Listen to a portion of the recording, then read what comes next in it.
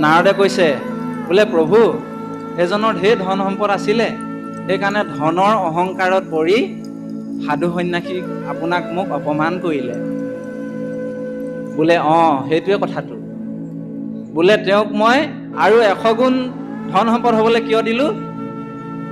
বোলে ধন সম্পদ থাকিলে মানুহৰ অহংকাৰটো বেছিকৈ বাঢ়ি বাঢ়ি গৈ থাকে, আৰু অহংকাৰ হৈ হৈ যেতিয়া গৈ থাকিব, আনক অপকাৰ কৰিব, কুচিন্তা বেয়া চিন্তা যেতিয়া কৰিব, তেওঁৰ পাপৰ মানে যিটো টোপোলা, সেই টোপোলা বা পৰ্বতটো বাঢ়ি বাঢ়ি গৈ থাকিব, দিনে দিনে বাঢ়ি গৈ থাকিব।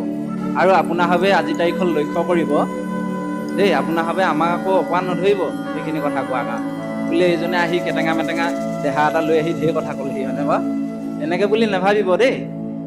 আপোনাৰভাৱে এটাত আজি চাব, যিসকলৰ ধন ধান ঐশ্বৰ্য বিভূতি বেছিকৈ আছে, তেওঁলোকৰ কিন্তু এলা পেচা মানুহক গণাগণি নকৰে। এইটো অপ্ৰিয় হ'লেও সত্য কথা। গতিকে সেই মানে তেওঁক কৈছে, তেওঁ ধনৰ লোভত পৰি আমাক অপমান কৰিছে, তেওঁৰ আৰু 100 গুণ ধন হওক, আৰু 100 গুণ অহংকাৰ বাঢ়ি যাওক। আৰু বাঢ়ি যোৱাৰ লগে লগে নাৰদ কি হ'ব তুমি জানা?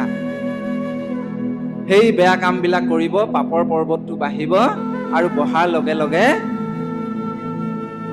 তেওঁ অধোগতি যাবলৈ আৰম্ভ কৰিব, নৰকলৈ গতি কৰিব চিধাই চিধাই।